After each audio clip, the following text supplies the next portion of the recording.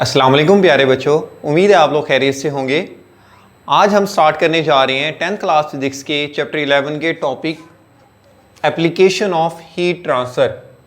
यानी इस टॉपिक में हमने ये पढ़ना है कि हीट ट्रांसफ़र का हम यूज़ डेली लाइफ में कहाँ करते हैं। तो सबसे पहला बेटा इसका यूज़ हम करते हैं heating object such as kitchen pan. Kitchen pan में जिनमें हम खाना बनाते हैं बेटा, वहाँ पर हम हीट ट्रांसफ़र का यूज़ करते हैं। अब वो यूज़ कैसे होता है उस चीज़ को देखते हैं कि बेटा ये हमारे पास है किचन पैन, ठीक है। इस पैन में हमने खाना बनाना है, यहाँ पर हमने हीट ट्रांसफ़र का यूज़ करना है। इस किचन पैन का जो मटेरियल है ये बेटा मेटल होता है, यानी पैन मेटल का बना होता है और ये गुड कंडक्टर होता है, ठीक है, ये याद रखिएगा। और जो पैन का हैंडल होता है नॉर्मली बेटा ये वुड से बना होता है और ये एक इंसुलेटर है। अब कंडक्टर और इंसुलेटर का बेसिक फ़र्क तो आपको पता है कि गुड कंडक्टर का मतलब ये है कि उसमें से हीट इजीली पास हो जाएगी और इंसुलेटर का मतलब ये है कि उसमें से हीट पास नहीं होगी। तो हमें ये पता है कि जो पैन है इसमें हीट इजीली ट्रांसफ़र हो जाएगी। ये जो हैंडल है ये हैंडल वुड का बना हुआ है, इंसुलेटर है, इसमें से हीट का ट्रांसफ़र ईजी नहीं होगा। अब इसी पैन को बेटा हम रख देते हैं एक बर्नर के ऊपर, या हम यूँ कहते हैं चूल्हे के ऊपर हमने पैन को रख दिया। अब पैन को जब चूल्हे के ऊपर रखा, हमने बर्नर को ऑन किया, तो बर्नर से जब हीट मिलेगी ये पैन गर्म होना शुरू हो जाएगा। जब पैन गर्म होगा पैन बॉयल होगा। पैन के बॉयल होने पर ये पूरा पैन कंप्लीटली हीटअप हो जाएगा, इंटायर पैन हीटअप। और जब कंप्लीट पैन हीटअप हो जाएगा तो इसमें जो भी फूड होगी वो इवनली या कंप्लीटली कुक हो जाएगी। तो इसमें आपने ये बताना है allow to cook food evenly after heat, कि हीट देने के बाद ये पैन बराबर तरीके से फूड को कुक कर देगा, यानी कि खाना बना देगा। तो यहां पर हमने हीट ट्रांसफर का यूज किया। कैसे यूज किया कि देखिए बेटा, बर्नर की जो हीट है वो पैन में ट्रांसफर होगी और वो हीट आगे जाकर पैन में मौजूद जो भी फूड होगी उस फूड को वो हीट ट्रांसफर होगी और उसकी वजह से खाना पक जाएगा, खाना तैयार हो जाएगा। तो सादा सा बेटा यूज था जो कि हम डेली लाइफ में यूज करते हैं। आगे आते हैं, हीट ट्रांसफर का यूज होता है थर्मल इंसुलेशन में, टू मेंटेन टेम्परेचर, टेम्परेचर को मेंटेन करने के लिए। अब पहले तो बेटा हम ये लफ्ज है थर्मल इंसुलेशन, इसका मतलब क्या है? थर्मल इंसुलेशन वो प्रोसेस होता है जिसमें गर्म चीजें गर्म रहती हैं, ठंडी चीजें ठंडी रहती हैं। अब डेली लाइफ में हम कहां पर इस चीज को देखते हैं, जैसे हम चाय का थर्मस यूज करते हैं। चाय का जो थर्मस होता है उसको थर्मस फ्लास्क भी कहते हैं। उस थर्मस में जब हम गर्म चाय को रखते हैं उसको क्लोज करके, तो काफ़ी देर तक थर्मस में चाय गर्म रहती है। और उस थर्मस में अगर हम ठंडा पानी रखेंगे तो काफ़ी देर तक वो पानी ठंडा रहेगा। तो थर्मस में जो प्रोसेस हो रहा होता है उसको हम थर्मल इंसुलेशन कहते हैं। तो यहाँ पर बेटा हमने थर्मस फ्लास्क या वैक्यूम फ्लास्क का यूज़ करके थर्मल इंसुलेशन के प्रोसेस को एक्सप्लेन करना है। अब स्क्रीन में आपको ये थर्मस फ्लास्क की डायग्राम नजर आ रही होगी। इसी थर्मस फ्लास्क की डायग्राम को समझ के हम थर्मल इंसुलेशन को एक्सप्लेन करेंगे। अब जो थर्मस फ्लास्क होता है उसमें डबल वॉल होती है, या यूं कह लें डबल लेयर होती है। कैसे?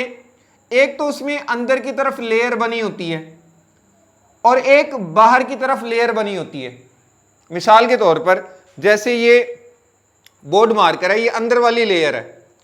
अब इसके ऊपर मैं कैप लगा दूंगा, कैप जो होगी ये बाहर वाली लेयर होगी, बाहर वाला हिस्सा होगा।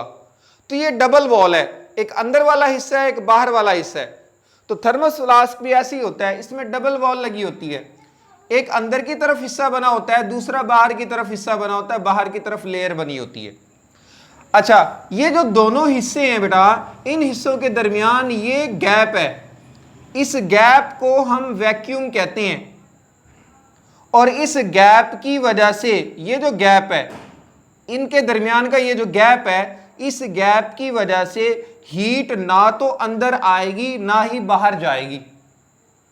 बाहर की हीट अंदर नहीं आ सकती और अंदर की जो हीट होगी वो बाहर नहीं जा पाएगी क्योंकि दरमियान में गैप आ रहा है। और ये हीट किस तरीके से बाहर या अंदर नहीं जा सकती, वो तरीका होगा कंडक्शन और कन्वेक्शन। कंडक्शन और कन्वेक्शन के तरीके से हीट अंदर या बाहर नहीं जा सकती। हाँ, रेडिएशन के प्रोसेस से हो सकता है, लेकिन रेडिएशन के प्रोसेस से हीट ट्रांसफर को बचाने के लिए हम ये जो अंदर वाली लेयर है इसके ऊपर ये ब्लू कलर में रिफ्लेक्टिव सिल्वर लेयर लगा देंगे। अब इस सिल्वर लेयर का काम क्या होगा कि अंदर की हीट जब बाहर जाना चाहेगी तो ये सिल्वर लेयर उस हीट को वापस रिफ्लेक्ट करके अंदर भेज देगी, और बाहर की हीट जब अंदर आना चाहेगी तो ये जो सिल्वर की लेयर है इस हीट को वापस बाहर भेज देगी। तो रिफ्लेक्टिव सिल्वर लेयर का काम क्या होगा, stop heat bye radiation. Radiation की वजह से जो भी हीट आ रही होगी इस रिफ्लेक्टिव सिल्वर लेयर ने उसको रोक देना है। तो देखें, वैक्यूम की वजह से कंडक्शन और कन्वेक्शन से जो हीट आएगी वो रुक जाएगी, और रेडिएशन की वजह से जो भी हीट आ रही होगी वो इस रिफ्लेक्टिव सिल्वर लेयर की वजह से रुक जाएगी। अब देखें, जब हीट ना तो अंदर आ रही है ना ही बाहर जा रही है, तो उससे फिर क्या होगा कि अंदर का जो टेम्परेचर होगा वो सेम रहेगा, टेम्परेचर मेंटेन रहेगा। अंदर जो भी चीज होगी वो अगर गर्म है तो गर्म रहेगी, ठंडी है तो वो ठंडी रहेगी। तो इस प्रोसेस को बेटा हम कहते हैं थर्मल इंसुलेशन। और यहां पर भी आप देख रहे हैं कि हम हीट ट्रांसफर का यूज कर रहे हैं कि हीट ना तो अंदर आ रही है ना बाहर जा रही है, जिसकी वजह से अंदर मौजूद जो भी लिक्विड होगा उसका टेम्परेचर मेंटेन रहेगा।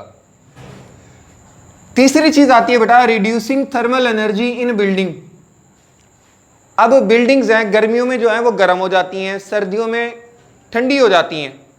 अब उन बिल्डिंग्स को सर्दियों में हमें गर्म रखना है, गर्मियों में उन्हें हमें ठंडा रखना है, यानी गर्मियों में हमें हीट को कम करना है, थर्मल एनर्जी को यानी हीट एनर्जी को हमें रिड्यूस करना है, कम करना है बिल्डिंग्स में। तो उसके लिए हम क्या करते हैं कि हम यहां पर भी थर्मल इंसुलेशन का प्रोसेस यूज करते हैं, जिसकी वजह से क्या होगा, सर्दियों में बिल्डिंग्स गर्म रहेगी और गर्मियों में बिल्डिंग ठंडी रहेगी।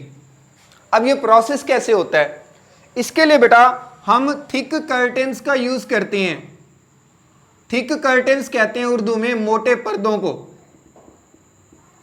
हम बिल्डिंग के चारों तरफ मोटे पर्दे लगा दें, जिसकी वजह से बाहर की हीट अंदर नहीं आ पाएगी और रूम जो होगा वो ठंडा रहेगा।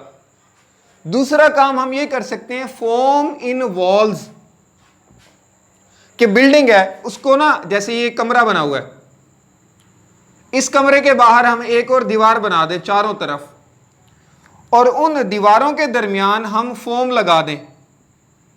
ये कमरे की दीवार, ये बाहर वाली दीवार, इनके दरमियान हम फोम लगा दें। इस फोम की वजह से क्या होगा कि कमरे की हीट बाहर नहीं जाएगी और बाहर वाली हीट अंदर नहीं आ पाएगी, जिसकी वजह से कमरे का टेम्परेचर मेंटेन रहेगा। कमरा सर्दियों में गर्म रहेगा और गर्मियों में ठंडा रहेगा। इसी तरह से डबल ग्लेज विंडो का हम इस्तेमाल कर सकते हैं। एक तो होती है सिंगल विंडो, सिंगल विंडो नहीं डबल विंडो। डबल विंडो लगाने से भी कमरे का टेम्परेचर या बिल्डिंग का टेम्परेचर मेंटेन रहेगा। फॉल सीलिंग, फॉल सीलिंग क्या है, जैसे ये सीलिंग बनी हुई है छत की, ये सीलिंग है, इस सीलिंग के ऊपर डबल सीलिंग कर दें, इसको कहते हैं फॉल सीलिंग। फॉल्स का मतलब ये होता है जो फेक हो, रियल ना हो। अब डबल सीलिंग जब आप करेंगे तो उसकी वजह से छत से जो आने वाली हीट होगी वो कम हो जाएगी और कमरे का टेम्परेचर मेंटेन रहेगा। सर्दियों में गर्म रहेंगे कमरे और गर्मियों में ठंडे रहेंगे। तो ये था बेटा यूज ऑफ या एप्लीकेशन ऑफ हीट ट्रांसफर। तो टॉपिक हुआ कंप्लीट। नेक्स्ट लेक्चर में बेटा हम लास्ट टॉपिक पढ़ेंगे ग्रीन हाउस इफेक्ट। तब तक के लिए अल्लाह हाफिज।